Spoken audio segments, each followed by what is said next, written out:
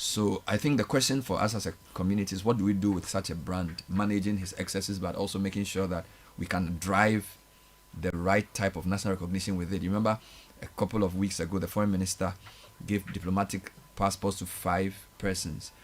The guys in the orange economy are really important for us.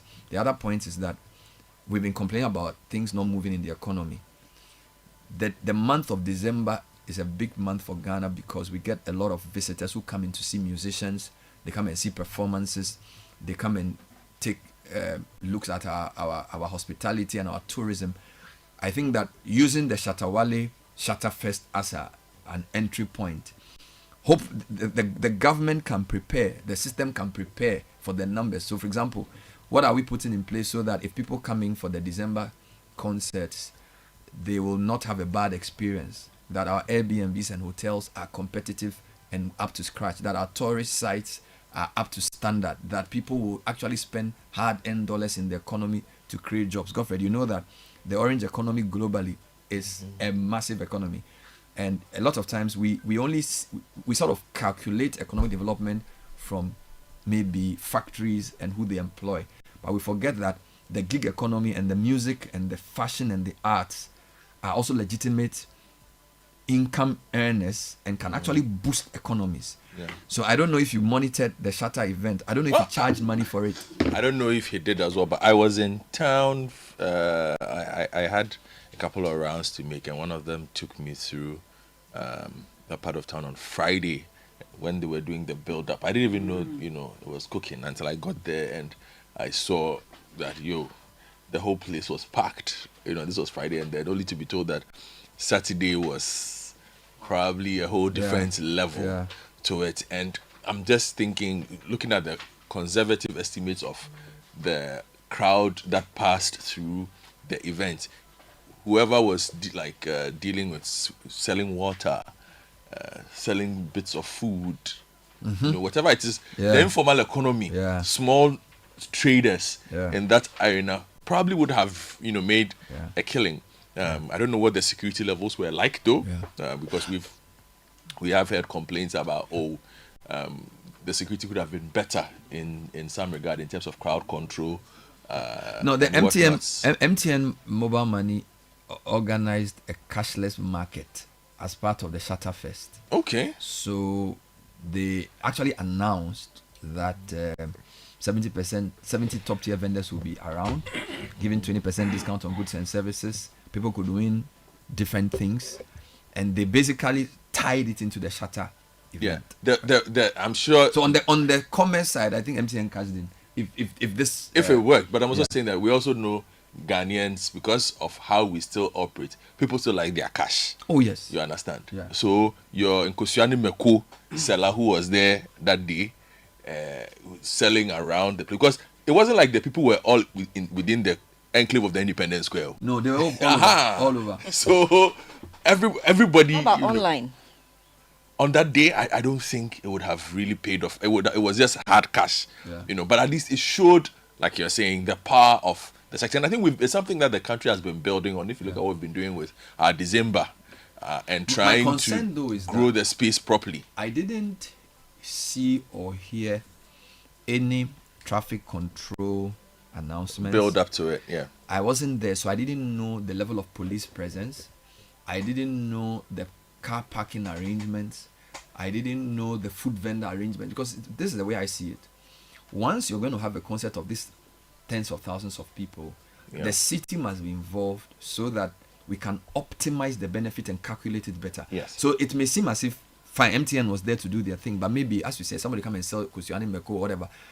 I always talk about when I go to advanced societies to watch big events. Maybe 3 kilometers to the event, you can't even drive a car. It's barricaded. And then you start seeing people selling food at specific places who are licensed vendors. Then people are selling paraphernalia who have been given specific. Of course, because of the kind of person Shatta is and his informality, he'll probably say, just open it up and let people enjoy, let them have fun. But you see, but the real growth lies in formalizing it, even if he doesn't want to. Yes, we don't want to just have a big party and go home.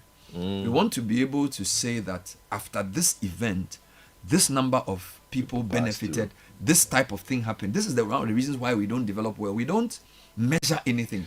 Because the size of the people who came, Akuto, this morning we should be talking about a 300 million CD concert or something of that nature. But there's nothing like that. And you see, for me, if the public discourse keeps going around, oh, Shatta did a big concert, hey, he has power, oh, hey, he's good, oh, you know, we have to find a way of distilling the insights and use it in our economic planning, so that in December we can do something more quickly on that. And it's the power, and it helps the act himself if this is done. You know, there's something called Taylonomics, which deals with the power of Taylor Swift. And I recall 2 countries she's been in where basically what you're saying is what was done, because when she went to Japan, they were able to say, look, for the 3 days that she was in Japan, this was the value of the concert to the Japanese economy. And based on that, there have been economic articles that have spoken about the economic power of a Taylor Swift concert to a country. Exactly. The value of getting Taylor Swift to perform in your country. So now you have countries that actually invest in saying, Taylor Swift, come. Because for the 3 or 4 days that she's there, roughly $300 or $4 million is moving through that economy. The same thing happened in Brazil, for instance. And perhaps it's also the reason why she gets paid what she's paid, because the people that invite her know her value. So perhaps you're right. It's time we start being able to put value to these things, where Shatta can say, look, I put 200,000 people here. So he may even do a free show, but attract sponsorship to pay for it in a way that can also create advertisement opportunity. And it translates into value. Because there's something called the attention economy. If you're watching the EPL or you're watching the Super Bowl, because everybody's eyes are fixated on one specific thing, there's a lot of money to be made. I'm not sure how we monetize it. So I am commending him for a big concert, but I feel like there's a lot of opportunity to take it to the next level. Okay. I just want to add, and I certainly agree with Godfred and yourself on making money out of it, the value we can bring out of these kind of events. I think that we need to see Shatta Wale as a cultural export as a country and invest. And this will require the Ministry of Tourism, the GTA, investing in him as a cultural export, a product, because he's known everywhere. I was in Zanzibar, and I asked the tour guide, who do you know from Ghana? And the first person he says is Shatta Wale. But he said it with his accent, so he says Shatta Wale.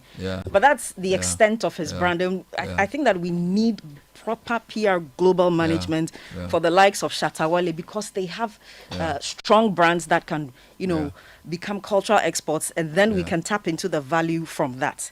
The thing with Shatta though is that you can't control him, so he's enigmatic. Yeah, so he definitely is ticking the box you mentioned though. But my concern, for example, the foreign minister gave diplomatic passports to 5 people who you can say all earned it. Rocky Dawuni is on almost all the stages globally, but he doesn't have the same pulling power as Shatta. Okay. Then you had what do you call it, Bodemai and Co. The thing with Shatta is that it's not easy to you can't control him, and he derives his power from the people. So if you're going to, I'm one of that he's built it himself. Yes. I'm not sure how.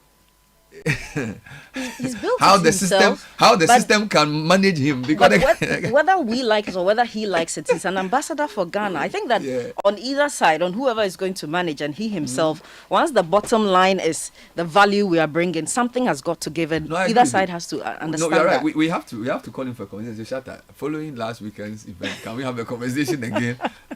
Because you don't attract that level of love and loyalty and support across all strata of society for nothing, right? And his authenticity and his, how do I even put it? Appeal. He's real, okay? And a lot of people see him as he's a real person. He's not fake. He's not a pretentious artist, and therefore they can relate with him. He speaks from his heart, and he actually works on his craft. His songs are actually very, very good, very singable as well. So I agree with you. He is a national asset that must be managed. Let's like we manage our gold and cocoa. And the thing I like, the song sounds so simple. Money they call me for my. And you know, when somebody makes something that sounds simple, it tells you a lot of thought has gone into it. Because everybody can sing the songs. It's like, like, ha ha, ha ha, Shatta Wale, come like, Kakai. I say, what is that? For somebody to do a song that everybody can sing, he's thought a lot about it. Yeah. You know, so, and we don't credit our cultural geniuses enough. You know, we think of intelligence as Einstein and Professor Kominini. Charlie, somebody who can, you know, move a nation's mood. Appeal to our emotions. It's creative intelligence. It's powerful. Yeah. It's powerful, right? If he can harness it in the right way. Imagine if Shatta decides that he's going to do a campaign against drug abuse or something. He decides that he's going to tell young people in Ghana to do something. Imagine how powerful it will be. Or say anti-electoral violence. He says, I'm Shatta Wale, and I'm saying, like the way Bob Marley sang One Love during the gang fight in Jamaica. If Shatta Wale says, okay, you know what, election 2028, I stand for peace, and so any candidate who moves young people to go and fight, I'm not going to support them. Do you know how powerful that is going to be? So I really hope, in reflecting on what he's done this weekend, he begins to think of himself beyond just the music into becoming a positive role model for young people, because the power is undeniable.